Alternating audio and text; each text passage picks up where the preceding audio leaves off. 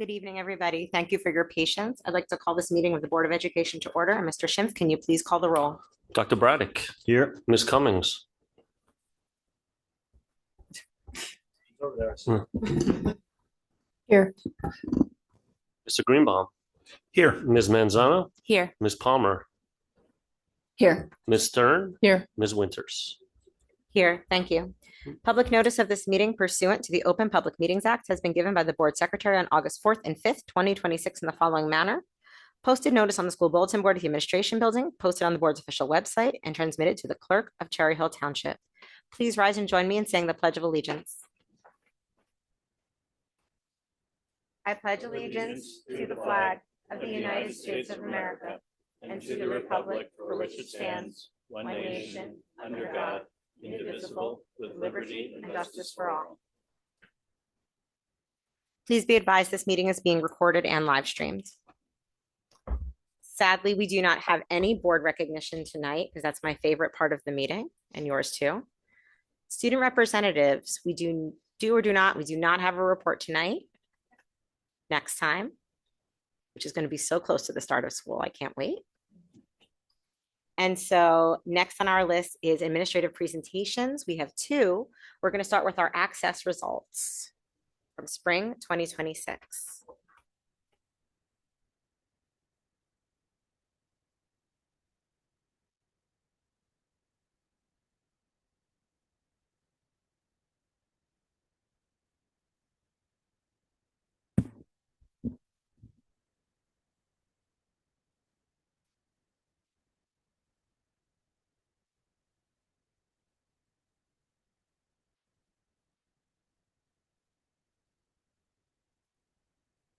Ready?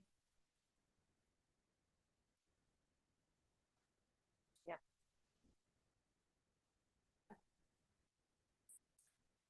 Welcome, everyone. My name is Faith Holmgren, and I am the District Testing Coordinator. The purpose of this evening's presentation is to walk you through the district's spring 2026 access results, what they mean, and what we are doing in response. So you are aware, the acronym ACCESS is Accessing Comprehension and Communication in English, State to State for English Language Learners.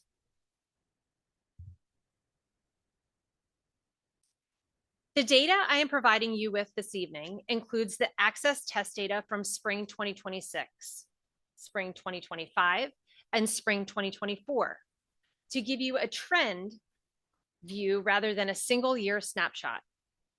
Looking at 3 years of data helps identify patterns, but as the next slide explains, comparisons should still be made cautiously because we are looking at different cohorts of students. We need to keep in mind that our multilingual learner population is highly dynamic, with students frequently entering and exiting the program or moving in and out of the district. Because the composition of the tested group can change significantly from year to year, variations in scores may reflect shifts in the student population rather than language proficiency, program effectiveness, or instructional quality. Please keep this in mind, especially when we get to the grade-to-grade proficiency tables. Here are a few important terms that you may hear throughout the presentation this evening. ML, or multilingual learner, is the new term used to refer to this population in the state of New Jersey. ELL, or English language learner, is the term that has now been retired as the New Jersey Bilingual Code goes into effect. ESL is the term used to refer to teacher certifications and programs. And ESSA, or Every Student Succeeds Act, is the federal K-12 education law of the United States. Finally, WIDA is the 41 state consortium that develops the standards and the access assessment itself. Over the next 2 slides, we will briefly review the purpose of access. Access is a federal requirement under ESSA. It is not optional or district specific.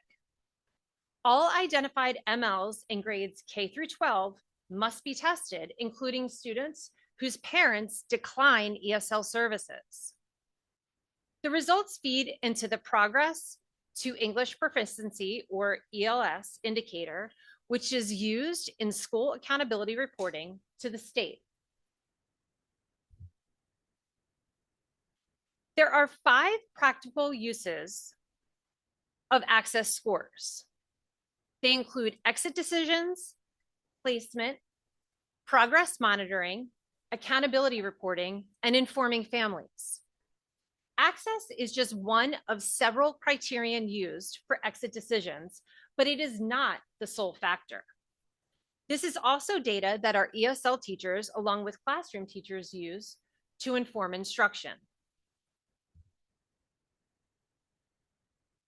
The access assessment is administered in person, and the testing window last spring ran from February 2nd through March 27th.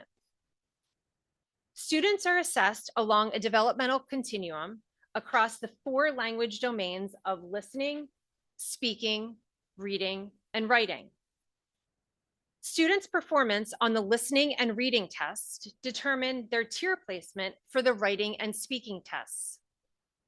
Scores reflect proficiency from level 1, which is entering, to level 6, which is reaching. While there are suggested guidelines for timing for each test, access is not a timed test. Test administrators have professional discretion to allow necessary time for each student. This slide provides you with the percentage of our total ML population and also shows you the ML population for the state as a whole. You will notice that our ML student population has continued to grow year over year. However, we do not have this data yet for the 25-26 school year, since it comes from NJ SLED's state submission cycle. Within our ML population, here you can find the top 5 languages that are assessed. Please note, and this is very important, the home language is determined by what the parent or guardian provides at the time of registration. The data on this slide provides you with our access participation over a 3-year span for grades 3 up through 12. Note that total participation was 472 for 26, compared to 498 for 25 and 458 for 2024. As we move into the actual data, we wanted to first provide you with a visual representation of the overall score composition for the assessment. The overall score consists of 15% listening, 15% speaking, 35% reading, and 35% writing. The number you will hear me reference often throughout this presentation is 4.5, because this is the composite score a student must receive in order to be eligible to exit the program. Over the next 4 slides, we have broken down the data by grade, the year the assessment was administered, along with the breakdown of percentage of MLs that performed within each of the proficiency levels 1 through 6. Here you can find that data for grades K, 1, and 2. A few things I would like to bring to your attention. Kindergarten 2026 shows a higher percentage of students in bridging compared to 2025. While this is a positive sign, we need to remember that this is comparing 2 different cohorts of students, not necessarily faster growth. Grade 1 shows growth concentrated in emerging developing in 2026, and grade 2 shows strong improvement in developing and expanding. This is a positive trend worth watching this coming school year. Moving on to the data for students in grades 3 through 5. I would like to highlight that grade 4 had no students in the entering level and a notable 14% in bridging. Grade 5 had nearly half of students in expanding, the highest of any recent year for that specific grade. Here you will find the data for grades 6, 7, and 8. For grade 8, there is more of a spread between entering, emerging, and developing versus 2025 data, which was stronger in expanding. And finally, here is the data for our high schools. Grade 9 has a strong showing in developing with no students at all at entering levels, a positive shift from 2025 and 2024 as well.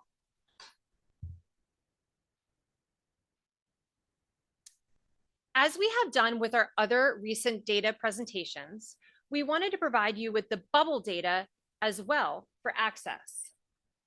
Students on the quote unquote bubble have an overall proficiency score ranging between 4.0 and 4.4. When students reach a score of 4.5, they may be eligible to exit our ESL program. 78, let me say that again, 78 students district-wide fall into this bubble category. Grades 4 and 5 have the highest bubble counts with 11 students in each. These students are very close to reaching full English proficiency.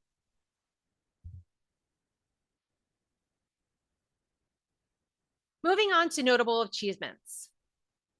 Participation in the Access for ELS continues to be extremely high, about 99%, which shows operational success in administering the assessment district-wide. The number of students exiting our ESL program, approximately 14% this year, continues to increase, demonstrating that more students are reaching English language proficiency. The number of students scoring in the early part of the expanding range, which, as you may recall, 4.0 to 4.4, continues to also increase. Based on classroom performance, these bubble students may be eligible for a mid-year exit. In 25-26, we had 31 students exit our ESL program mid-year, which is phenomenal. Finally, here, you will find an overview of some of our interventions. For our parents, we have information nights that are held each year to share information about the upcoming state assessment. Access results and guidance documents are shared with families, not only in English, but in many other home languages of our students. These letters explain the results and next steps in the program, which we find very beneficial for families. For our teachers, there are team meetings which are conducted to review data and create strategic instructional plans for student growth. We provide professional development for all of our ESL staff in district. Some examples are Amplify, CKLA, Language Studio, and out of district, New Jersey TESOL. For our students, we provide targeted instruction based on state assessment as well as informal data during daily classroom instruction, both with the classroom teacher as well as with our ESL teachers. We also provide additional academic and social emotional supports outside of the classroom. That is the end of our presentation this evening. Thank you. Do any board members have questions on the presentation? Seeing no questions, thank you so much. Appreciate it. I just want to remind board members, if you're not on CNI and you don't know, you're used to seeing testing data happen a little bit earlier in the year for our other tests. The testing data presentations will be delayed because the state is delayed this year with the new adaptive tests. So stay tuned, and as soon as that information is available, CNI will share it out with you. I didn't want you to think you were missing anything. Next, we have a project update by Mr. Schimpf. Hello, all. Good evening. In lieu of the PowerPoints I've been doing throughout the course of the school year, I included a construction update in the executive content on this agenda item 6.2. I thought it would be more appropriate at the action meeting to have more complete photos and show really the results and where we are right before school begins. But I did want to at least provide an update as to where we stand, as we have a lot of construction going on this summer. So real quickly, I mean, I want to start out first by saying, as we sit here today, we are tracking on time with all of our projects. As far as we are getting very close to the opening of school. We do have an early start this year, but as of right now, all of the site work and renovation and alteration projects are currently on time. We do have, a couple delays and things that have come up over the summer, but the general contractors have stepped up and put together catch-up plans and things like that. So they've been working on weekends and at night. We had a few hiccups and unforeseen situations as we have with all of our past construction projects. But as we sit here today, we are looking good for opening on time. So site work, just so everybody recalls, we have site work going on at both Mann and Johnson, Kilmer and Knight, as well as High School East. So again, at Mann and Johnson, if you've been by either of those schools, they've made substantial progress. I think if you look at Mann's parking lot, you will see greatly improved or enhanced traffic flow there.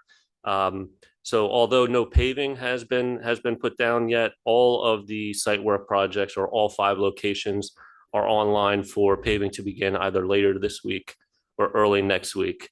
So again, I mean, I'm not going to read all of the notes, but 95% of all the utility, stormwater, and electrical work has been completed at all 5 of those sites. The only thing I will touch upon too, we did have as you may recall, we had the stormwater pipe replacement at High School East that was originally part of the site work.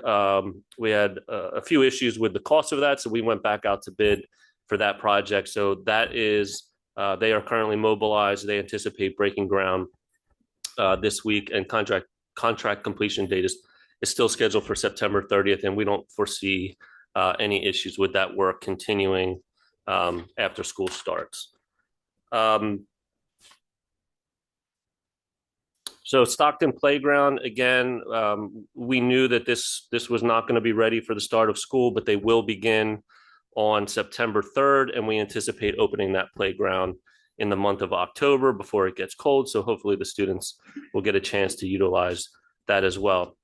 Just jumping into the renovations and alterations. So at Carusi, we continue to make progress on phase 3 of 4.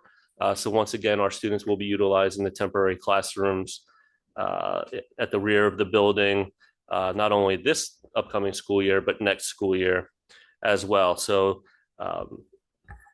great progress has been made over there. Again, Carusi is probably, along with Rosa, one of the more intensive renovation projects mostly due to the vast amount of abatement that has to occur. And of course, our abatement is only done when students are not there. So that's the very first thing that started at the end of June. So great progress has been made at Carusi.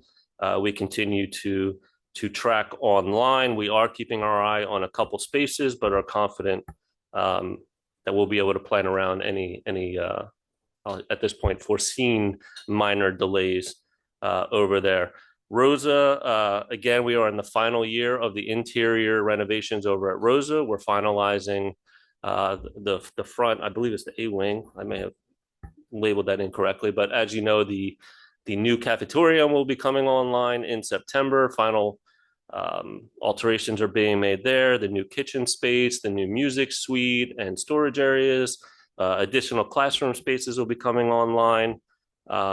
Again, all of the abatement work has been completed, and they're already installing flooring and all of that in the classroom. So we're again progressing nicely. We're just trying to get to the point where hopefully we can get the kids in for their orientation. So we're going to work around those very important dates as well. East and West auditorium renovations, as you all know, we started with the East auditorium reno, but just keep in mind we're also doing the original theater over at West, as well as what they refer to as, or what we refer to as the old theater at East. So work is being done in all of those areas and is progressing nicely.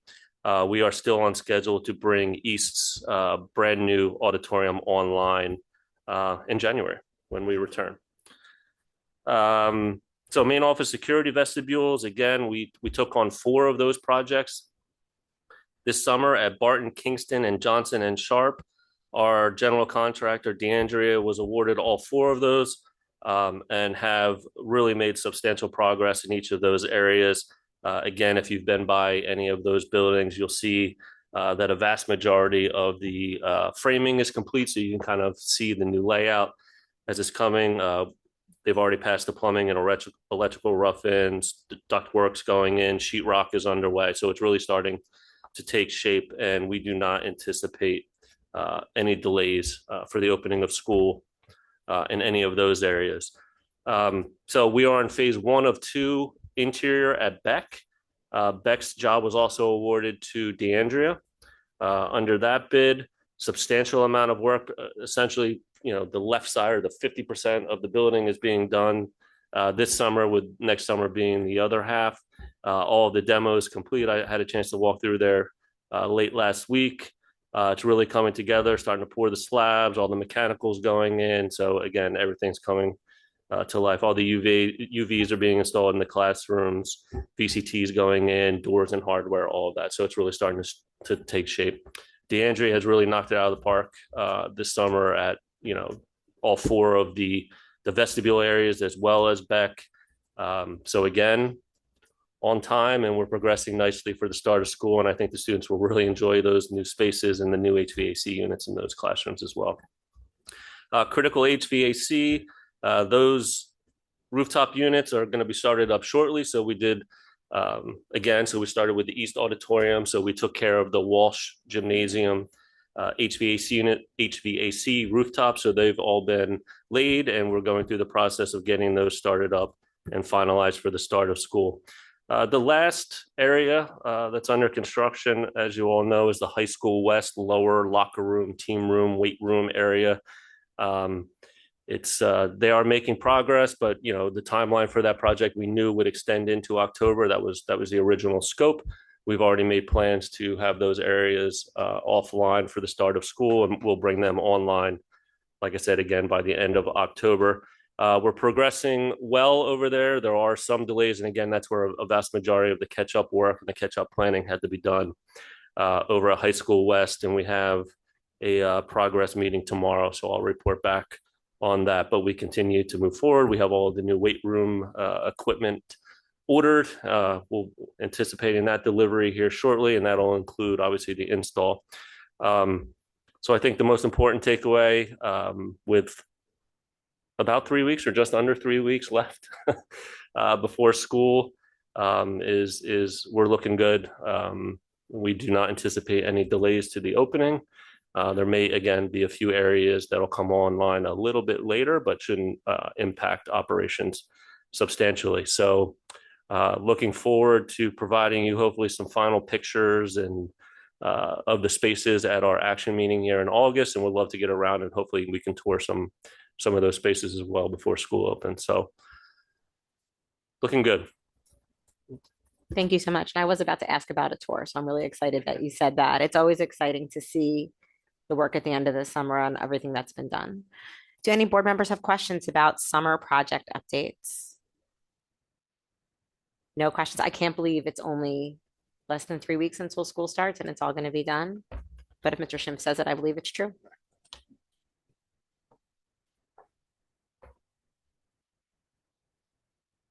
We have now made it to first public comment. There will be 2 opportunities for public comment this meeting, and the first public comment session is for board action items 19 through 22 only. If you wish to speak on any topic other than what appears on our agenda tonight, you may speak during second public comment. Speakers must provide their name and municipality. Students, if you are a student, you may comment on any topic during the first public comment period by identifying yourself as a student. That's either at the microphone in the room or online. If you put an S after your name, I will know that you're a student and I will call on you first. We will alternate between speakers in the room and those wishing to comment online. Each speaker has 3 minutes to speak, and the timer on the screen will indicate the amount of time remaining. All statements, questions, or comments should be addressed to the chair, and your inquiry may or may not be addressed by district administration at the close of the session. By custom and practice, we always start in the room. Is there anybody in the room who would like to make first public comment tonight on an action item? That's an item the board is voting on. Seeing no takers, I'm going to go online. The first person is a caller with a phone number ending in 788. It's your turn. Please unmute, give us your name, municipality, and the action item on which you are speaking. Okay. Can you hear me? My name is Jeff Podowitz. I'm talking about 20.5 resolution for the award of competitive contracts. Motion to approve.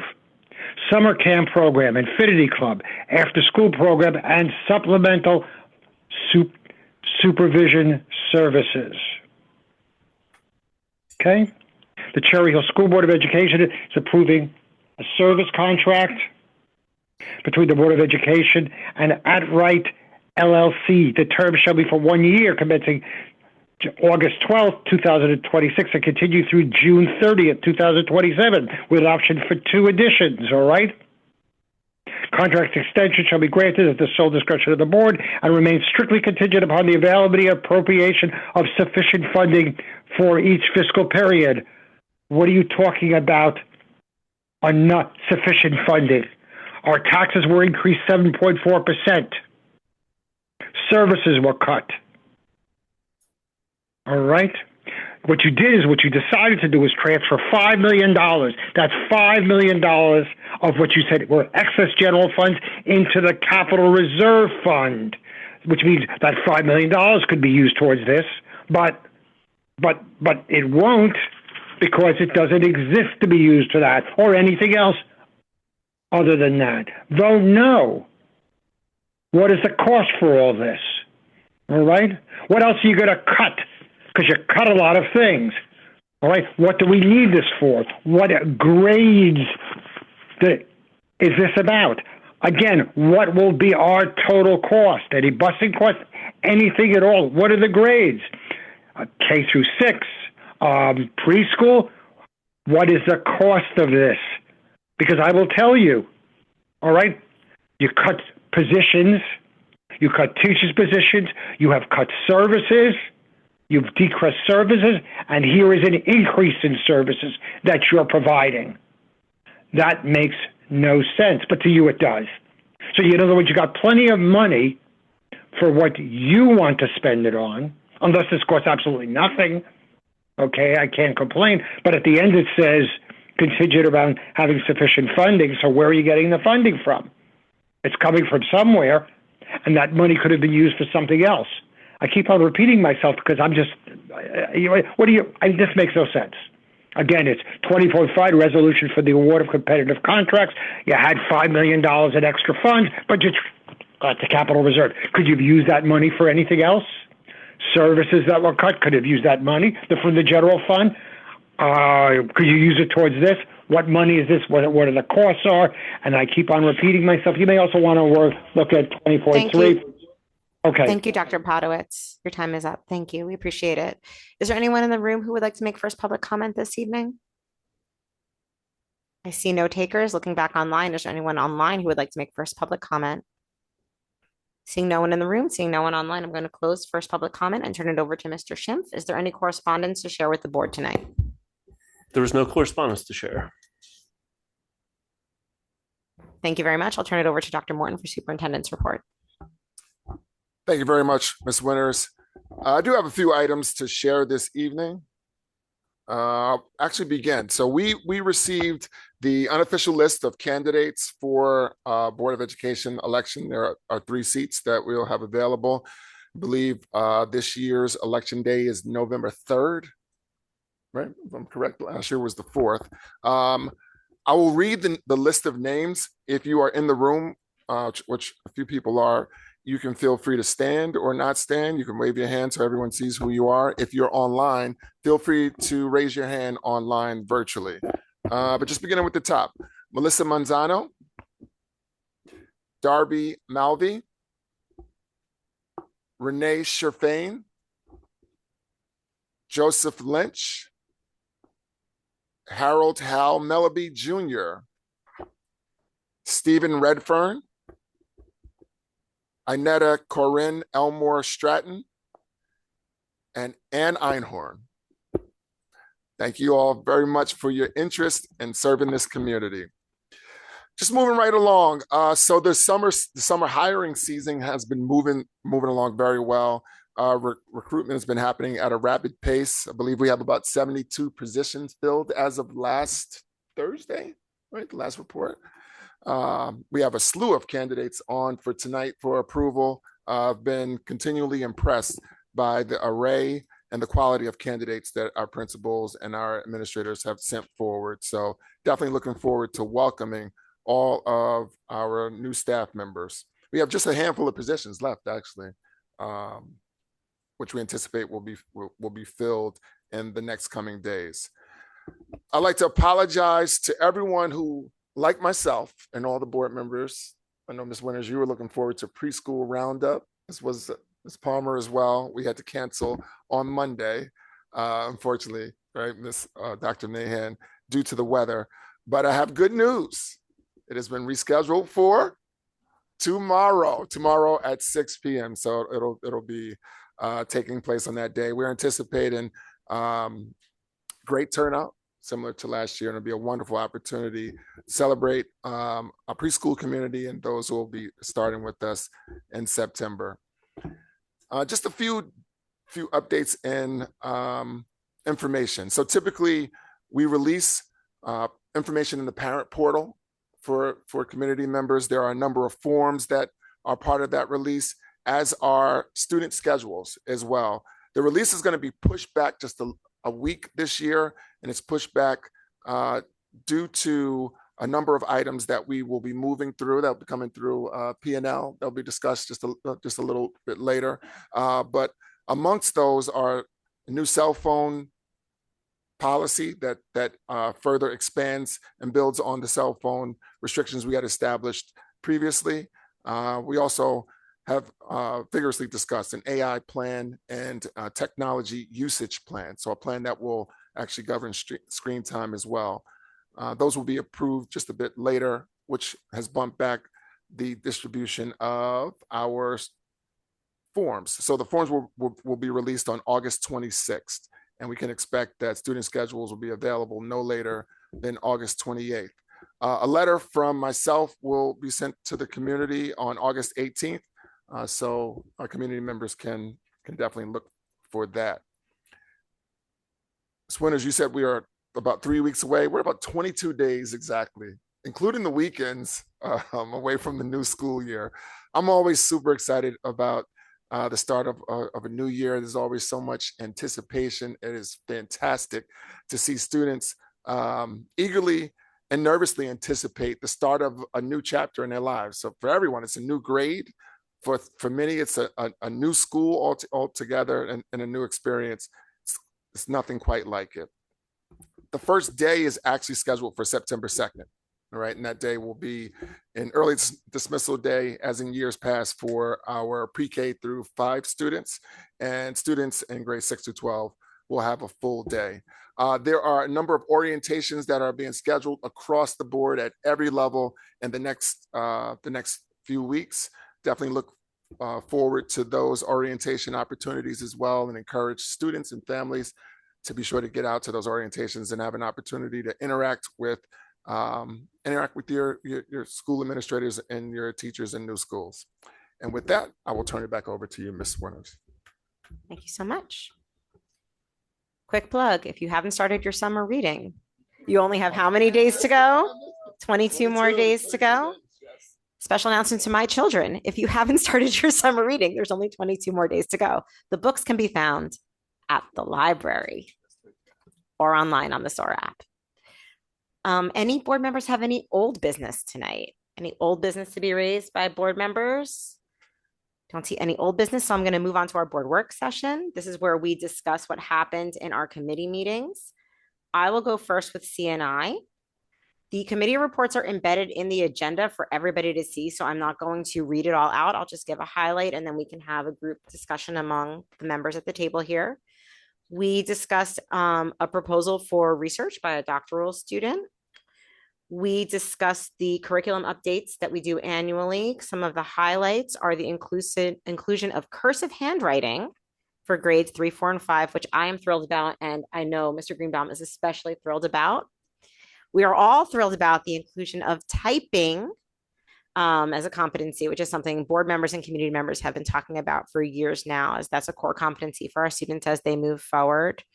The inclusion of the Latinx standards into our curriculum, which was a good organic fit into both social studies and ELA. Continued work with our world language curriculum at secondary. So that was discussed. We discussed our professional development plan for 26-27. We talked about multi-tiered systems of support, which is something that we've been talking about a lot here on the board. That was good information, as well as talking about differentiated instruction for our students and how that works with MTSS, and the continued focus on chronic absenteeism, which is something the district administration raised last year that we continue to focus on in PD and in other ways. And then we moved on to the main focus of our meeting, which was the AI and technology use. And for CNI, we looked at it through the perspective of curriculum and instruction. So we did not dig deep into the policies. That's what P&L did at its meeting. Instead, we talked about how the AI and technology plans will impact student learning in the classroom. We had extensive discussion about the screen time limits for students, the approved list of apps that will be used to know what apps our students are able to use in the classroom and how that will work. So more to come when Ms. Palmer gives the P&L report, but the committee had a robust discussion. I'm happy to bring any of those threads out, but we really talked about how happy we were that we've been working on this discussion, trying to get it rolling since February, and here we are in August, and that I feel like the plans that have been brought forth are substantial and will substantially and positively impact our students in the classroom all the way from pre-K through 12. Any board members have any questions on CNI? Or anything in particular, you have their committee report that you want me to bring out in discussion? I don't want to be repetitive with P&L later in the meeting. Ms. Palmer. So I'd like in one of our reports to talk a little bit about the screen time guidelines and those things. They're established by the policy, but they're not part of the policy. Do you want to have that conversation now, or do you want to save that for I thought we would do it all together when we did your policies, if that's okay. I attended P&L as well to sort of cross-pollinate the discussion between CNI and P&L and make sure that the P&L discussion was informed by what CNI discussed. So basically the policies, which Ms. Palmer is going to talk about, then have their implementation piece in the two plans that administration have put forward, which is the AI plan and also the screen time guidelines. So those are what Dr. Morton was talking about will be made available to families before school starts this fall so that they know what that looks like. And as for the screen time, just to give you a general sense, it's a gradation. So very limited screen time. And they talk about what kinds of screen time that will look like in the early grades, and then slow acceleration and different things that they'll be doing all the way up through grade 12. So I think it makes a lot of sense to me. And I'm really excited for the community to see all the work that's been done on making this a thoughtful plan.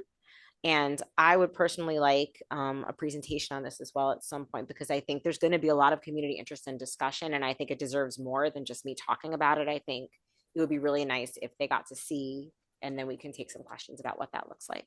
But that's coming soon. First step is to pass the policies, then the implementation piece comes. Any other questions? Ms. Manzano. More of a comment than a question, if that's okay. I just wanted to thank Mrs. Staffen and her team and Dr. Mahan, Mr. Plavinsky for all the work that you guys had to put in for looking through all of the apps that we use as a district. Also clearly defining what some of the educational wording means for professional development, because I think that that's really important for our teachers and for our students to get that extra, that the teachers are continuing their education or learning how to be better. Isn't that all what we want, to just be better? So thank you for that time. I know that it took a lot of time, especially to go through all of the apps. So thanks for that. Thank you, Ms. Manzano. Anybody else on the CNI report? All right, then with that, I will turn it over to Mr. Greenbaum for BNF. Thank you. So in BNF, we had two topics this month. We had a visit from Aramark to discuss food service and give a presentation on the state of food service. And we had a discussion on ClearGov, which is a financial transparency dashboard the district will be rolling out.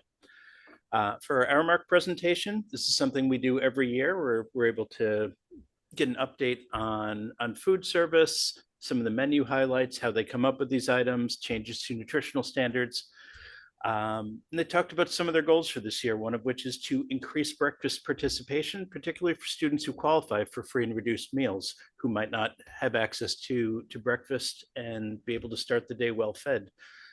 They talked about some of the challenges. Some of the buildings just come down to logistics, where the students enter the school versus where the cafeteria is, and ways that they can address those challenges.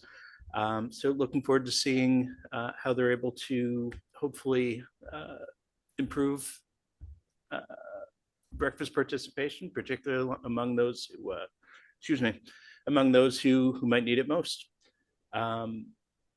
They also had quite a bit of information about nutritional information and snacks. This is something that comes up year after year.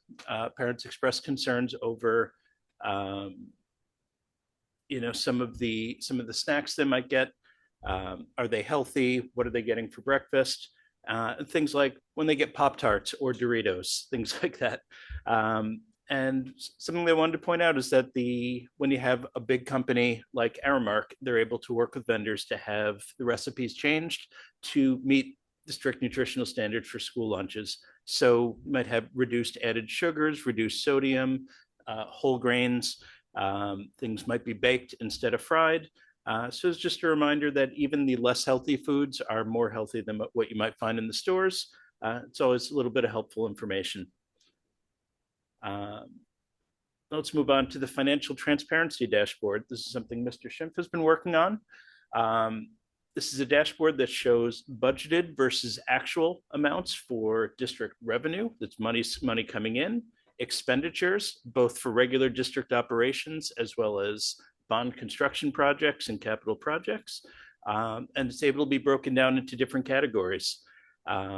Information about student demographics, test score data, things like that will remain in the existing Schoolytics data dashboard. The focus on this dashboard is financial transparency. It's something not many schools do, but the focus here is really on increasing transparency, showing more information, and rather than worrying, are we sharing too much? Let's share even more and make it user-friendly so people can understand it. The hope is to use this for transparency on bond construction projects as well. And this is expected to launch in early September with an overview video to be released showing how to use it. And thank you very much, Mr. Schimpf, for putting this together, and to your staff as well for working with the data and figuring out how to get it in there in a format that makes sense. With that, are there any questions or comments from board members? Ms. Stern. I just want to thank you, Mr. Schimpf, for implementing this financial transparency software.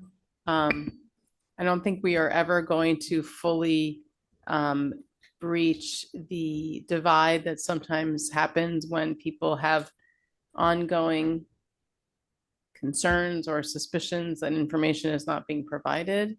I think that will always exist. But this certainly can help people who are looking for information and who, trust that information that is being shared so publicly is actually accurate. I think that will help those folks. So I really want to thank you for putting that out there. These are monies that are ultimately, coming from our community. So it's really important that our community sees where they're going. And support this community supports efforts like the bond. This is important that they have access to knowing exactly how where their tax dollars are going. So thank you. Yes, Ms. Winters. I just wanted to amplify a comment that I made during the BNF meeting, which I subbed in for, which was a lot of fun because I'm usually not at BNF, which was around the breakfast discussion. I recalled a conversation I had with Mr. Guy years ago coming out of the pandemic when all students were getting meals provided both at breakfast and lunch. And the conversation was about how much better the students were able to focus and pay attention when they had breakfast in the morning. So I'm really interested in what Aramark is going to do to increase access to breakfast for students, especially students who should be receiving that breakfast at no charge, to make sure they get the breakfast that they're entitled to. It seems like they're really focused on it. It's their main goal this year. And I asked for an update to be given to back to the board around December to see if we're making any progress through that goal and if there's anything that we can do to support that initiative, because I really do think it's important for our students, especially those students who, like I said, should be receiving that breakfast, that they have time to get from their bus to pick up their breakfast and then go to their first period class. So I'm hoping that all the work they're doing around that is going to be fruitful and that students will see an increase in students who are receiving breakfast at school. Thank you. Any other comments or questions? All right, thank you very much. Thank you. Nothing from HR this evening. So now on to the fun part, Ms. Palmer for P&L and the technology policy package. Okay, so the Policy and Legislation Committee met on a different day than our typical committee schedule. We met yesterday morning. Mrs. Winters joined us for the conversation, as she said, as sort of a crossover liaison between the CNI committee and the P&L committee. We had a handful of pretty packed agenda, 10 or 11 policies on first reading that were updates from our policy service, Strauss Esme, that were very minor. So we went through those very quickly and dedicated the bulk of our meeting to the introduction of what we're calling our technology suite of policies. As Mrs. Winters alluded, this has been really in the works since, I would say, February. Very much a combined effort between the Curriculum and Instruction Committee and P&L, a two-pronged approach, right? With the board sets policy and then administration operationalizes it. And the policy committee sets the policy. Curriculum looks at the issues through the lens of the students, how this impacts the student experience, student life, student learning. We're here now. We introduced, so rather than introduce standalone policy, our goal was to address two different issues. First was the amount of time that students are spending on device during the school day.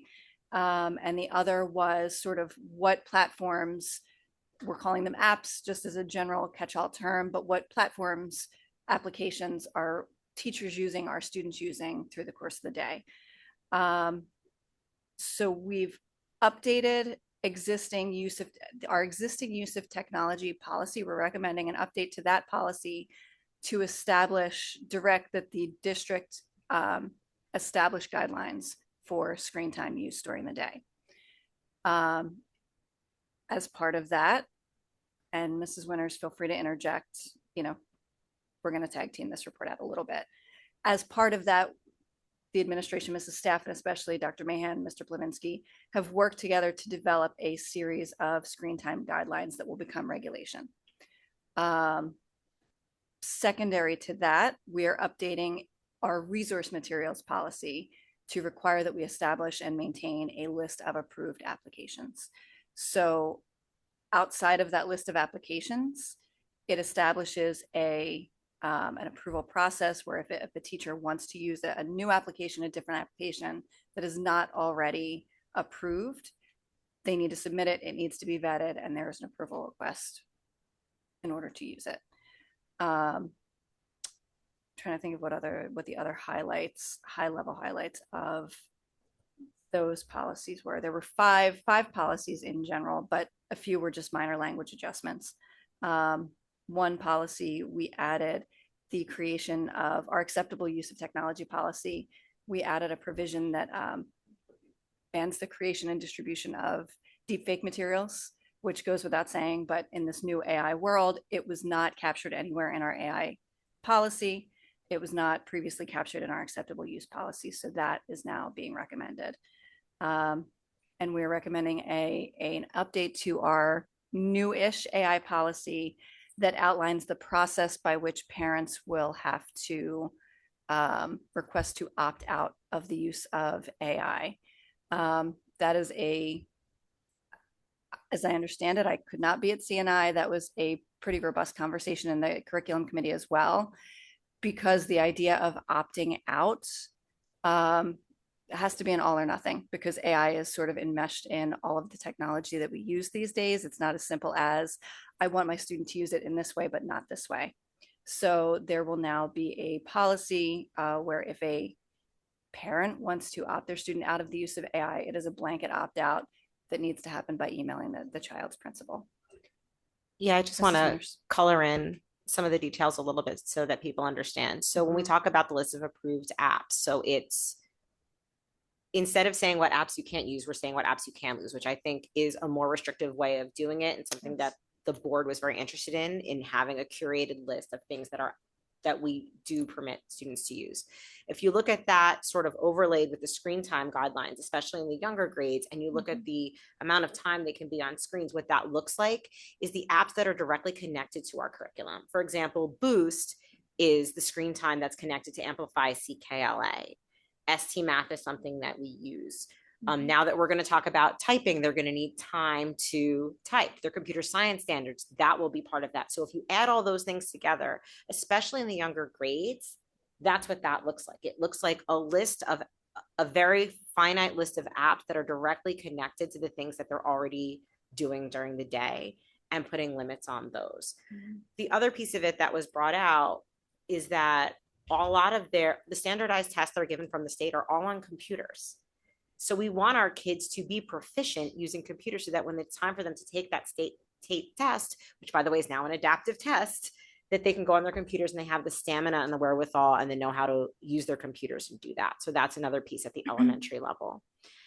The high school level and middle school level piece I want to talk about, but more at the high school level, is that there will be in the AI plan a rating of 0 to 4 based on whether AI is permitted to be used during an assignment or not. And the staff, and if I get this wrong, please interrupt me loudly and make sure I don't say the wrong thing on the microphone. So if a teacher says it's a 0, that means that no AI is permitted to be used. And then there's a gradation all the way up to 4. And the idea is that the teacher is selecting with the students what is permitted on a certain assignment and that everybody's clear about what those expectations are. There's also, and I thought this was really amazing work that Dr. Mahan, Ms. Staff, and Mr. Flinsky did, a method of learning citation for when you do use AI, because we want to make sure that students are using it when they're permitted to use it, that it's being used as a tool and that it's properly cited within their work. So that's the work that is in those plans that will implement the policies that P&L has brought forward. So it's a really thoughtful job. And I think when you overlay everything together, plus the new cell phone policy, which is on second reading, which we'll get to, they all had to mesh and interact really well. So thank you to everybody for working to make that happen so that it all made sense when you put it together. Yeah, and everything that is, I mean, the policies themselves are pretty straightforward and cut and dry. The meat of it is in those kind of guidelines. But we were intentional in how things were framed. I mean, there was a conversation, should the list of apps be approved or disapproved? I think as Mrs. Winter said, we wanted to take a more restrictive approach. We can always adjust as needed. And one of the conversations we had yesterday in P&L is that we want to receive feedback. We want to know how we don't expect everything to be perfect on the first shot. But we want to know how things are going. Everything that's in there is very intentional. Screen time guidelines, right? Not hard and fast screen time limits with an asterisk, because we know that things like standardized testing, there will be times that we're going to exceed, a recommended 30 minutes a day or whatever the number is. And it's based on your grade level. The other thing, there was something else that I wanted to point out that I just completely blanked on. I just wanted to, and this is a conversation we had much earlier, Mr. Mayor was the chair of P&L. The reason we did it this way with the policies being, I'm so sorry, the policies being, I broke the microphone. I failed the technology. Thank you. The reason we did it this way with the policies being sort of sparse and then the details being fleshed out in the implementation plans and regulations is because this is going to change so fast. So the board wanted to give that framework, but not be so detailed in the policies themselves that the policies would be obsolete almost as soon as we pass them. Because as you know, it's a huge process to go through and pass these policies, even to get through both readings. Final action on these will be forthcoming at the end of August, beginning of September. So we wanted to make sure that there was enough flexibility for that the guidelines were firm, but the flexibility was there for implementation as things continue to evolve with AI and as we see how things go moving forward. So that was why that was intention. If you look at the policies and you say there's not as much detail there as we would have liked to see, the reason is because we anticipate that this is going to change so fast. We didn't want to put something in there that would 6 months from now then become obsolete. Yeah, because it does take about at least a full month to update a policy and 2 committee cycles and board votes. But we were also intentional to acknowledge that technology is a double-edged sword, right? We know the pitfalls. We understand that there are impacts on things like social, emotional health, how students learn, what's age appropriate. But we have an obligation to teach students how to responsibly use the technology that they will grow up with and interact with. Mrs. Stern. Can you talk a little more about the opt-out? Because as we're talking about it, I'm thinking about how I don't think there's any technology any of us use that does not have an AI embedded in it, whether it is a Google search or I mean, that's the simplest one that comes to my mind.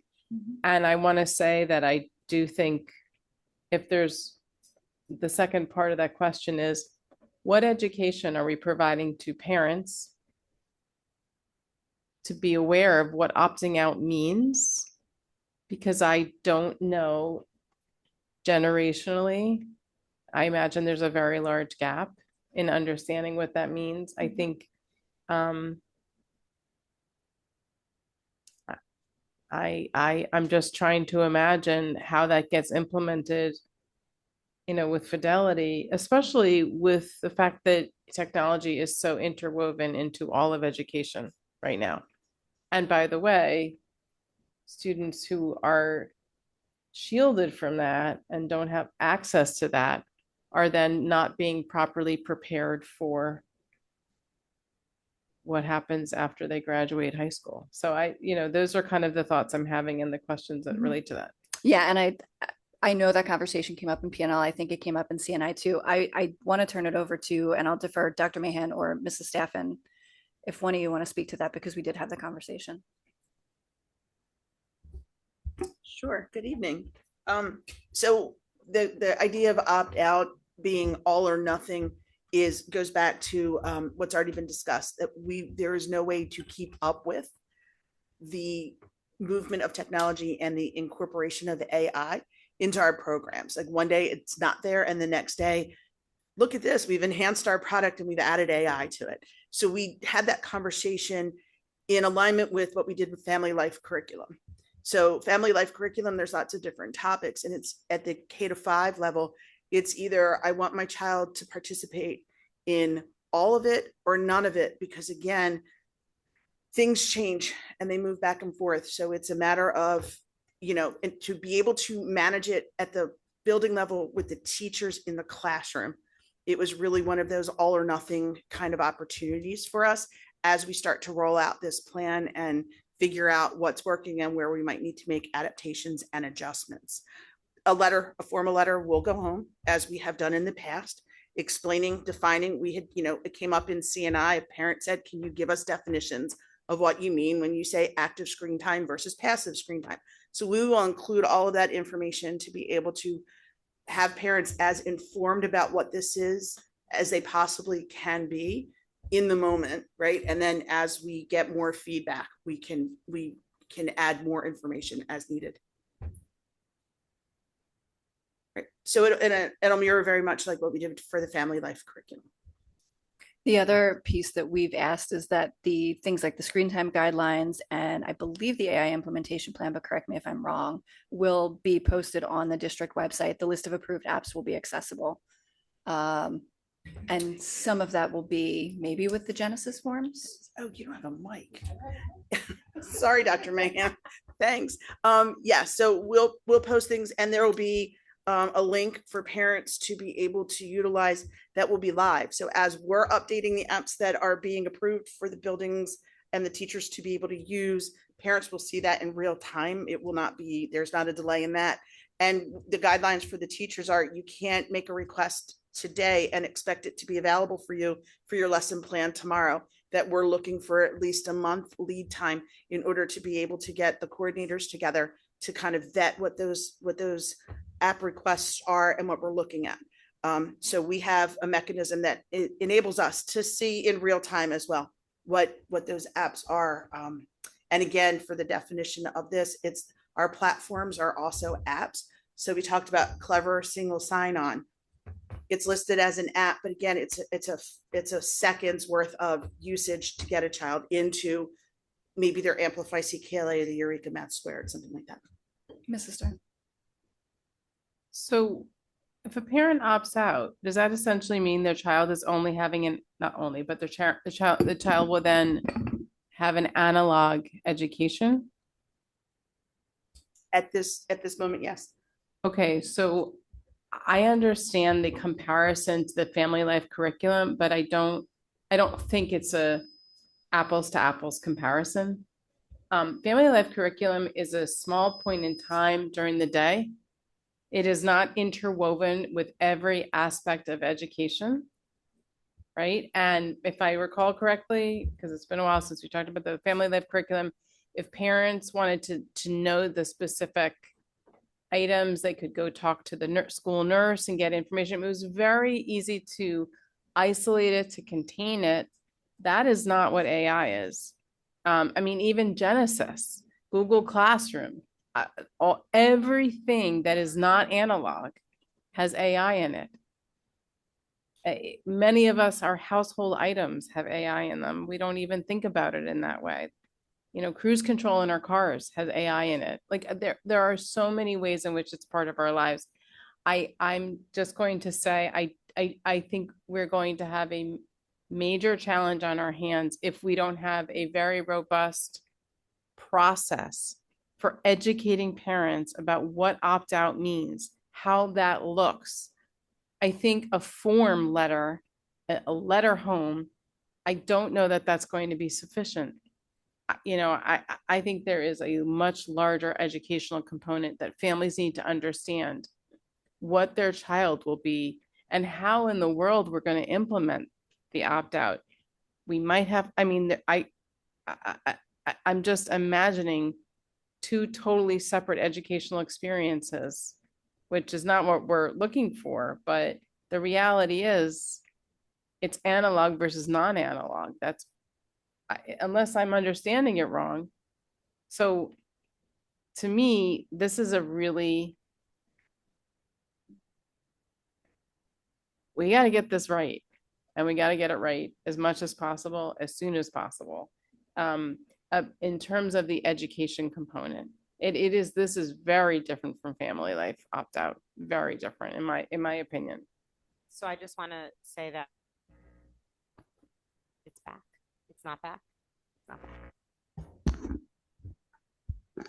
So I just want to say that there was about, Melissa, what would you say, maybe 20, 30 minutes of the conversation in CNI was about this exact issue, about what that looks like. And, you know, the policies are on first reading. So at this point, that's the point where the board, you know, needs to discuss, but it's a big issue about what that actually looks like for students to opt out of something like this. Students and our educational staff. To create an educational experience, curriculum, to utilize curriculum and apply it to differentiate instruction in an analog world when we haven't had analog education in more than 20 years in this district. I'm sure longer. For parents to understand that people who are making these decisions, I just have to say again, I have to emphasize, a letter home will not hit the important understanding levels that we're talking about, what this means.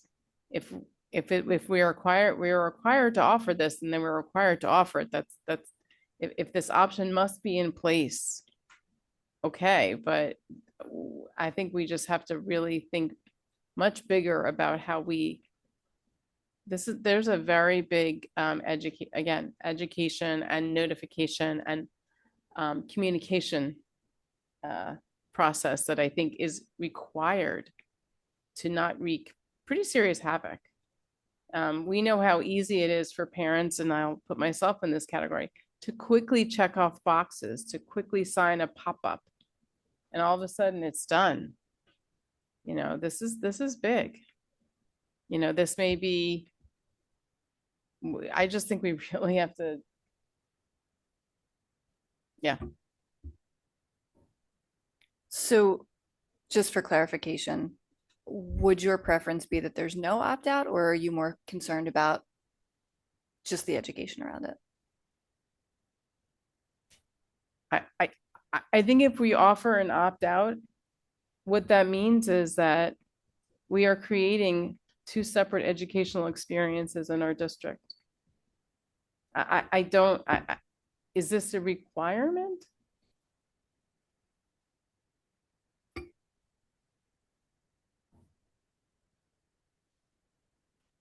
One moment. So, Mr. Stern, the opt-out component that actually is included in the AI plan is an opt-out to the use of generative AI as part of the educational experience. It's not an opt-out from all things technology per se. And then even within the plan itself, there are specific parameters that govern how generative AI is utilized throughout the grade level. So what we've attempted to do is to try to make some sense out of this and do what's developmentally appropriate by grade level. So you'll see in the lower grades, there's more teacher use of the AI tool. As we transition to the secondary grades, then it transitions more to student use. Now, to your point, there is an emergence of AI usage in post-secondary opportunities from having students in college. And if there is limited exposure, understanding, education and things, yeah, it could have some impact on children as they transition. They're looking to go to college. One of the things that we have discussed is the board communications committee has discussed meetings with the community and bringing high leverage topics to the community to discuss. Technology, AI usage, this is one of those topics that we've internally discussed, now publicly discussed as having a topic for discussion with community to provide education and also to engage in just general discourse as well. But I think ultimately we all agree with what you're saying. I mean, I think the question is, I don't know why we're why we're offering that. I think the burden that's going to put on our staff which is not my primary focus at this moment, but that's real. I think, why wouldn't we educate our families as to what they mean and what is generative AI versus, I mean, how many people really even know what the difference is? I think it's such a catch-all term, and it is going so fast, you know, and I think I'd rather see us have a large education campaign, because quite honestly, you know, I think we struggled with that. I think in general, families didn't have those opportunities, just nationwide, districts all over, families, you know, generationally didn't have those opportunities with things like social media. And now we're looking back and say, boy, if we understood, perhaps what we can do is start early, as these are the things, you know, these are the things that your children are using. This is how they're used. This is what happens if they don't learn how to use them. Like, I think we're better off providing that information. Not that it's not our responsibility to educate, you know, our parents on holistically on all these topics, but I think how they interact with their kids, it's important. And I'd rather see that than an opt-out, because opt-out creates, in my mind, you know, I just, and I think the implementation is so hard. These topics are so technologically complicated too. how do you really know which apps are really using generative AI and which ones really, maybe there is a way, maybe that's, and it's beyond my understanding, but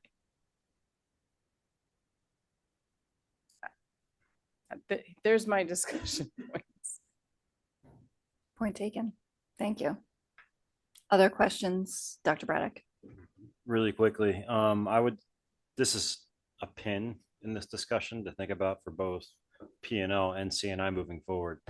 If opt-out does happen, I would recommend that the board consider somehow systematically collecting data on both cohorts and see how the students who opt out do relative to the ones who didn't opt out. Because there's a serious debate right now as to whether opting out is a better educational experience, regardless of how pervasive AI is. So I'd be curious to see what that says. I mean, at the very least, it'll tell us what's happening. I mean, we're not there yet, but when we do get there, I love a good quasi experiment. Thank you. Other questions, Mr. Greenbaum? Thank you. I had a couple comments on the various technology policies that we're talking about. With 2360 screen time guidelines, very happy to see these recommendations. Thanks to the team who put those together and shared them.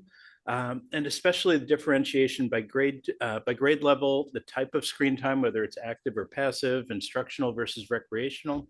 And I just wanted to share, we had a little bit of discussion based on flexibility, based on the subject and how students learn. Something Ms. Palmer and I talked about, she remembers things better when she writes them down by hand. I remember things better when I type them up and I could search on them later, right? Everybody learns a little bit differently, and that's why these are our guidelines, not hard set requirements. But very glad to see that. Very glad to see these recommendations. I think they've been a long time coming. Just to reiterate what's been said about the AI policy, these days we're seeing AI integrated into everything. It's certainly important to establish guardrails on responsible use, and very happy to see the guidance that the team put together. Kudos on that. Very, very happy with what we saw. And we had some pretty good discussion on the challenges of effectively opting out of anything using generative AI, because again, sometimes it just appears in everything. And then lastly, we talked about differentiating between public AI platforms versus something like school AI, which has strict data privacy to protect identifying student information and any of the students' data. There is some nuance to it. The more we learn, the more the guidance can evolve. And then lastly, we talked about 2350, which is standardizing on a list of approved apps and websites for instructional use, implementing a request and review process to ensure that they're appropriate. I think we're due for this as well, just being able to standardize on this list. We kind of saw an explosion of things when we went to one-to-one Chromebooks, especially with remote learning during the pandemic. And it's time to rope it in a little bit. Again, thank you to the team for collecting data on what's being used and how much, and helping to start standardizing on what is approved. And my understanding is, as part of professional development, staff will be made aware of this new policy and the process in order to request anything that might not be in this list, including what turnaround times might look like and things like that. But overall, we've been talking about this tech package, different technology policies for months, for longer in P&L and CNI, and I'm glad to see a lot of this come to fruition. So again, thank you very much for all the hard work that went into that, and to committee chairs for facilitating great discussion. Thank you for being there yesterday. It was a long meeting, a long discussion, but it was productive. Any other questions, concerns, thoughts? So again, these policies are on first reading tonight. We will have them on second reading for the September committee cycle, the first Monday in September, and then a final vote on the package in September. The other thing that was It's August 31st. It is August 31st. You're right. I'm sorry. Welcome. No, I'm sorry. I didn't mean to It's interrupt you. because of But Labor Day. I appreciate that. yeah, it's the September meeting is August 31st. Thank you. That's why you're the president. That may be the one thing I contributed of value this evening. In any case, there was one other on second reading. We also had the second reading of our updated cell phone policy, which is now the personal internet enabled device policy as per updated state statutes, new state statute. Nothing substantive has changed since the last time we had this discussion. For the coming school year, when we vote, when we take official board action on this at the second August meeting, cell phones and personal internet enabled devices, including smartwatches, cell phones, tablets, smart glasses, which are a newer issue that we've grappled with, will be banned from bell to bell. So from the minute you walk in to the minute you leave. The list of exemptions is very clear in the policy. Again, nothing has changed with respect to exemption under state law. It's a little bit of a more robust list. Trying to think of what else that we have not talked about. Again, students who need it for their IOP or 504, student health plan. So if you have a glucose monitor, anything else technological for translation, in the event of an emergency, which is defined. And I think those are the high level changes to the cell phone policy. We are not, unlike other districts, we are not changing our storage options. Device has to be, prefer that you don't bring it to school, but if you bring it to school, it has to be off and in your backpack or your locker for the duration of the day. Dr. Mann, keep me honest if I'm missing any other high level. I think that covers it. We've talked about it a number of times in the last couple months, but I'll open it up. Mrs. Winters, do you have a question? Just to emphasize to everybody, especially the 3 high schoolers in the room who are looking morose, this is not our fault. Yes. It's a new state law that is being implemented statewide, the bell-to-bell policy. Cherry Hill's policy, when we did it, we were one of the first in the state to do it, and it was less restrictive. But now with the state law, the board must have its policies comply with state law. So when everybody starts grumbling that we were super mean about it, it really wasn't us. It's the same in every district across the state. Yeah, exactly. Mrs. Werner, Mrs. Stern, did you have a question, comment? I saw your hand raised. Any other questions, comments, concerns, thoughts? Okay. Board members, if you have not read the policy, now is the time. We will vote and take final action at our second August meeting. Thank you. I think that's it. Dr. Mann, do you have anything else to add? Ms. Palmer, how many times have you read the policy approximately? Too many, because I can actually, I think, quote specific sections of it. So that's enough for me. I look forward to the vote, and I thank you for everybody that this one in particular was seen by a number of people. There were a lot of comments, a lot of thoughts, but we've gotten there. I think it's in good shape for our final vote. So thank you. Any other questions, concerns on anything that we've discussed? Okay. Thank you. And nothing for governance tonight. I'm looking at the governance members. They're shaking their head. No, governance is good. Any other delegate reports? Anything else you attended on behalf of the board or as a board member? Ms. Cummings. Thank you for the reminder. Last July 28th, I attended the what is the formal name of it? I'm sorry, the Camden South Jersey Fair Funding Collaborative. South Jersey Fair Funding Collaborative meeting, where we discussed our communications plan for fall rollout. And just as an update to the board, I was a member, I am a member of the Fair Funding Collective Group. I was away, so I asked Ms. Palmer and Ms. Cummings to fill in for me on some meetings. They were gracious enough to do so. And since they did so well, now the 3 of us are going to tackle it together because there are an insane number of meetings for this South Jersey. And now it's becoming a statewide movement to advocate for fair funding. Rolling right into new business, unless there's any other reports, and I'll give a little bit more of a robust update on fair funding. No other delegate reports. So the group that was started by board president Kelly Hinkle in Haddon Township has grown to be a statewide advocacy group. I distributed to board members information that came out from the state last week from the Department of Education about their efforts to update and modernize the funding formula. There was a press release that came out as well as a community education website from them. There was also press that came out from Assembly Speaker Coughlin that the Assembly is ready to also modify. Oops. I just made it new business. I skipped ahead. Adam's telling me I did it wrong and he's correct.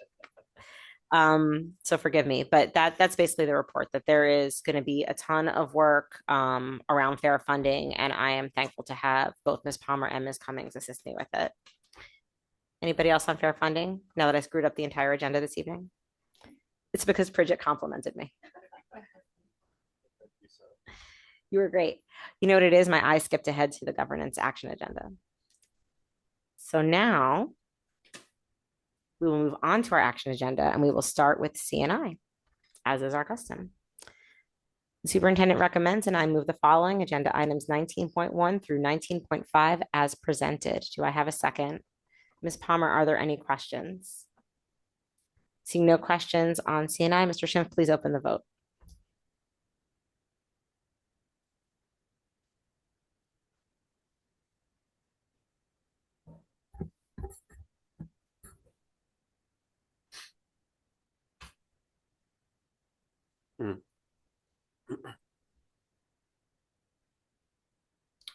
Motion carries.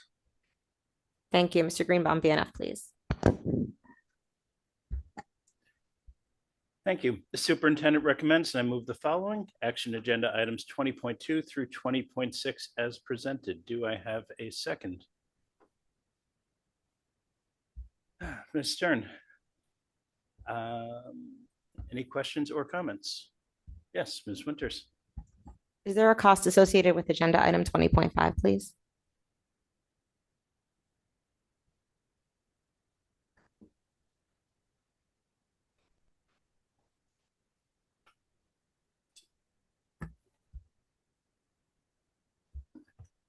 This went out to a competitive bid, and through the referral process, we will find that information out a little bit later on. It depends upon the scope of the work that's being done, but it has to go through board approval tonight in order for us to make that determination.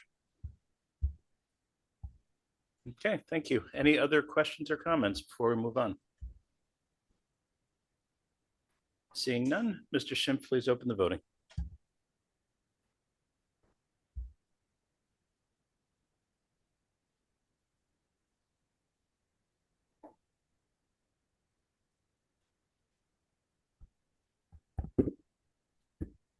Motion carries.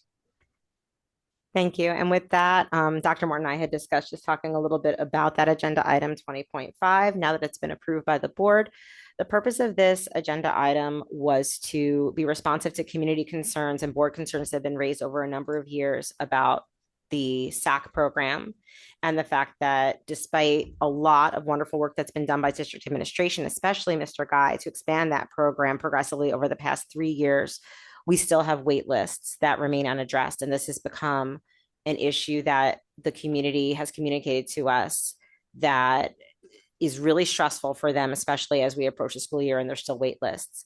The board agrees with the community that it should not be like trying to get tickets to a Taylor Swift concert in order to get childcare for your children. It just shouldn't be that you should be panicking online at 4 o'clock in the afternoon, pressing a button to determine what your life looks like in September, because people have to go to work. So we put out this RFP to contract to augment our current, not replace, but augment our current capacity in SAC in order to provide additional spots for schools that have wait lists and do not have capacity.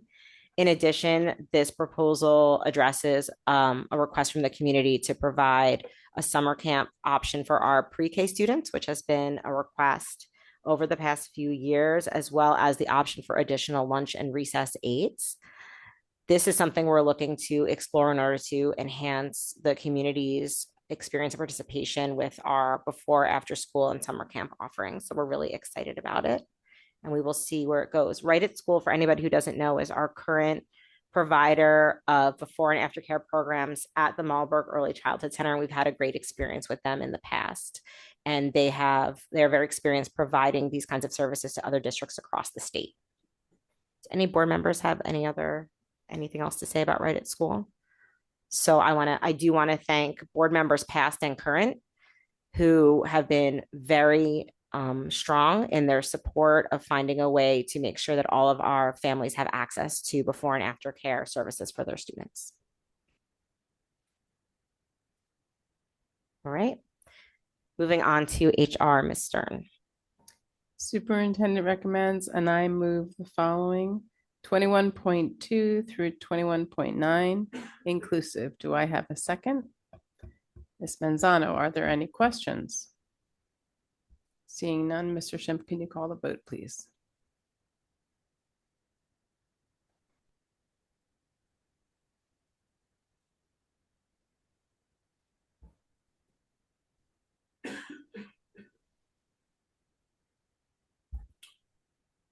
Motion carries.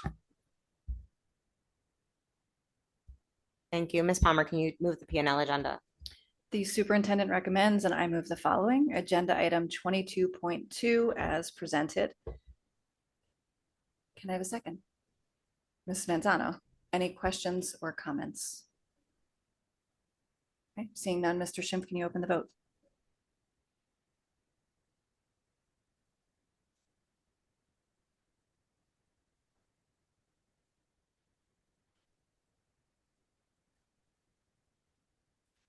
Motion carries. Thank you. And nothing for governance this evening. So now, even though I jumped ahead of myself, we are back on new business. Does anybody else have new business for this evening that I neglected to mention? I don't see any new business. I'm going to move on to second public comment. Public comment is an opportunity for members of the community to provide input to the Board of Education on educational issues. The board welcomes diverse opinions on relevant matters. However, statements that are abusive, obscene, or which demean or defamatory to any individual or any group of individuals will not be tolerated, as such comments are disruptive to the orderly operation of this meeting. Speakers wishing to provide the board with information which is not relevant to the district's operations may communicate directly with the superintendent and the board president via email or other alternative means. So I'm going to open up second public comment. By custom and practice, we start in the room. Is there anybody who would like to make second public comment this evening? Please approach the microphone and give us your name and municipality.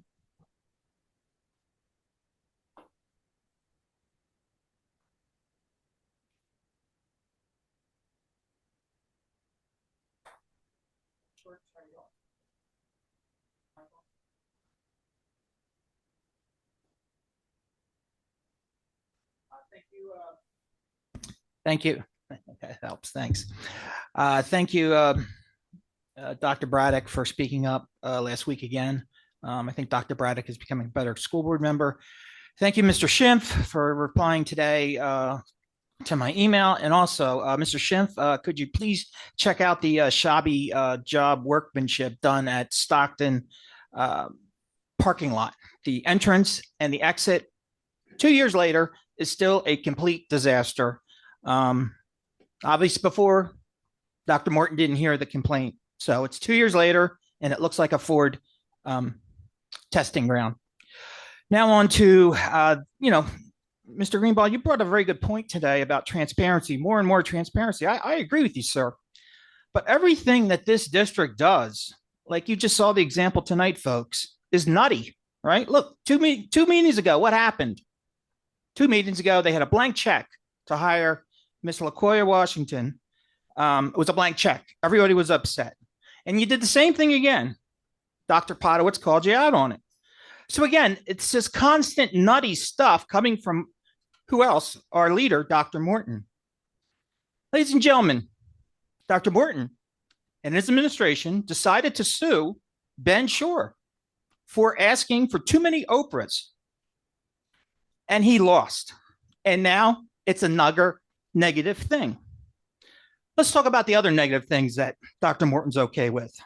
His anti-racist policy, 2100, clearly racist against whites, but nobody holds him accountable.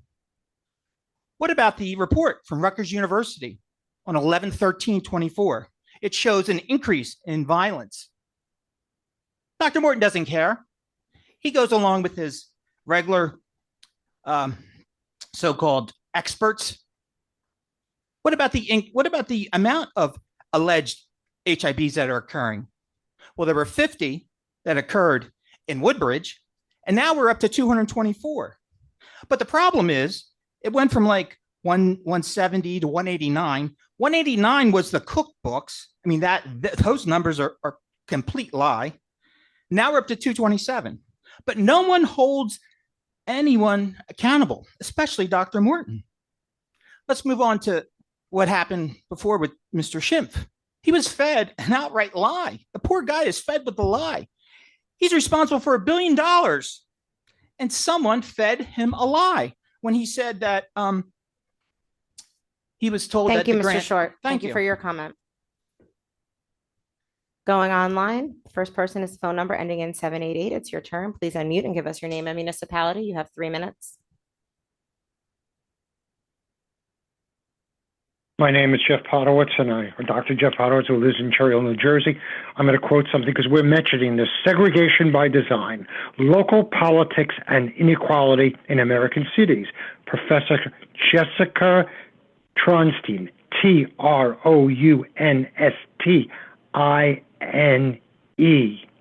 and Derek Ritter. Okay, you could find the introduction to her book, plus the graphic novel, mini novel, online. The way we've been treated by state aid funding formulas for over 35 years, we are not politically a preferred community. And I have articles to prove that, and I've been saying that for years. For Professor Jessica Tronstein, Tronstine, okay, who is a professor, to write and basically say that Cherry Hill residents are beneficiaries of segregation is a false narrative. She may be an honored professor, and she is at Vanderbilt now, but her statements about our community are less than honorable. In fact, since those statements hold us up to ridicule, those statements are destructive. I watched portions of the videos, lectures that she's given. One was at University of Pennsylvania, and Cherry Hill is right up front. Right up front from the graphic novel. She writes on one panel, beneficiaries of segregation, like residents of Cherry Hill, are more likely to be conservative Republicans support limited government and restricted development. Residents of communities victimized by segregation, like Camden, New Jersey, are more likely to be liberal Democrats. Yeah, well, you talk about fair funding. How many years have been cheated? 35 years we have been cheated. Her lecture was very good. By the way, the state of New Jersey wants us to have full year preschool during the summer too, because it's childcare provided by us. All right, 20.5 is just going to it. You approve something that A, and thank you for mentioning that we don't know the cost, and B, yes, preschool. That was the impetus for that all these years, but now the impetus is preschool, and that's exactly what the state wants. You do what the state wants at the expense of our kids now and our community. 7.4% increase, yeah, and cuts of service. Thank you for your comment. Going back to the room, is there anyone in the room who would like to make second public comment? Please approach the microphone. Good evening, Carol Roscoe, regular citizen, Cherry Hill, New Jersey. I am happy to see the idea of making sure that all students get breakfast in the morning. I think that is huge in development of children and their ability to learn. I would just like to make everybody just remind you that under the current political circumstances that we're living in, many of the students who would benefit from that free breakfast, their parents may not want to fill out the forms. And so by not filling out the forms, they don't become eligible for the free breakfast. Please utilize your guidance counselors and the teachers in your building to make sure that they are helping you identify students whose parents may not want to fill out the forms so that they can also benefit from that program. Thank you. Thank you for your comment. Going back online, the next person is Dara Klein. Please unmute and give us your name, municipality. Hi, I'm Dara Klein, a resident of Cherry Hill. And I just wanted to comment about the recent change in busing from the Fox Hollow and Ramsgate neighborhoods to Cherry Hill East. So I have children that my daughter will be going into Beck and my son will be going into Stockton Kindergarten. So I'm still a couple years away, but I just think that's unacceptable. It's at least a 30-minute walk to East. I'm not gonna, force my kids to do that like in the wintertime when it's dark out, cold, raining. I'm probably gonna end up driving them. So, to me, that just adds more traffic. I heard drop off and pick up at East is just terrible to begin with. So I feel like that's just gonna add more cars and more traffic on Crescent.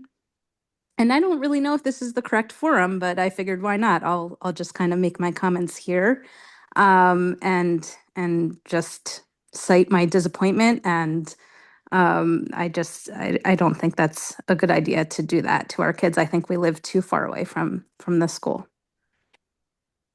Thank you. Thank you for your comment, Ms. Klein. Thank you for calling in. Is there anybody else in the room who would like to make second public comment? Please just approach the microphone. And Einhorn, Cherry Hill. I would like to thank Dr. Braddock for his comments about collecting analog data. My main concern with your communication is, as Ms. Holgram mentioned earlier, there's at least 5 different languages represented. What are you going to do for the people who were at the home level? English is not the primary language. So it could be difficult to rally in all of the parents that we have in Cherry Hill, but I know that you'll try. I thought Aramark has done a phenomenal job. I did attend that meeting, so I did tell them that. So it's a lot better than it was in the old days. And I was very much intrigued by the menu, I must say. I would like to know, though, the ClearGov application. What is the cost per year? And is it a yearly contract? At some point, I'd like to have that dollar figure, please. And if one wanted the entire budget that's not posted on the district website, is that an Oprah request? Thank you. Thank you for your comment. Going back online, the next person is Meredith Levin. Please unmute and give us your name and municipality. You'll have 3 minutes. Hi guys, my name is Meredith Levin. I am I live in Cherry Hill. Tonight I am talking specifically as a parent. I really appreciate all of the hard work that you have put into the tech policy. And I just want to say, please keep in mind there are students, specifically my high schooler, who has in his IEP, he has the ability to co-regulate or regulate when dysregulated by listening to music. If there's things that are going on in the classroom that's stressing him out, whatever the reasons being, the district itself and all of its amazing services taught him this coping strategy. You said it takes a month to put certain apps in that are available to the kids. It's a slippery slope to say, oh, you could take your phone out and use your headphones. Him and I already had a talk about it. I was like, you're not taking your phone out. Hopefully you guys have that in mind and have something for the children with IEPs and 504s where they can use corded headphones into their computers and maybe have like a playlist or something somewhere. Again, it seems silly, but as a special ed teacher myself, I can't begin to tell you the amount of students that regulate doing independent work with appropriate music. So again, please just kind of keep that in mind as you create this policy. And again, just to go back to the opting out policy, I was listening to that as a middle school teacher. My husband's a high school teacher, and we got heart palpitations thinking about how we would have to help students have a completely analog experience. I understand what Miriam was saying, where she stated that everything and anything has AI embedded into it. So I feel like you're walking into a legal disaster. by stating that if it has AI, you can't use it.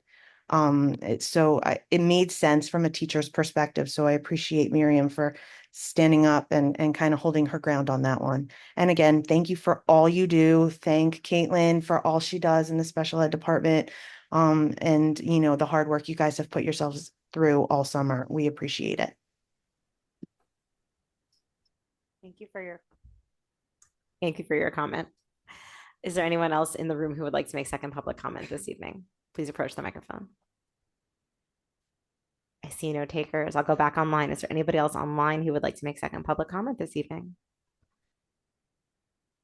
Seeing no one in the room, seeing no one online, I'm going to close second public comment for tonight and switch to board member activity. Is there any board member activity to report?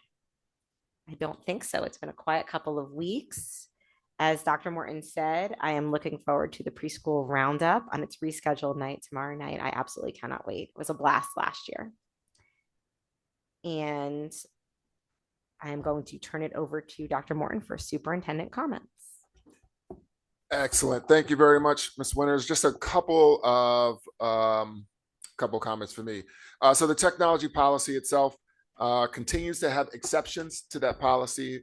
Those exceptions include things such as IEP needs that students may have, medical needs that students may have, and others as well. So once the policy itself is officially approved, it will be posted on the district website, and all will be able to see that.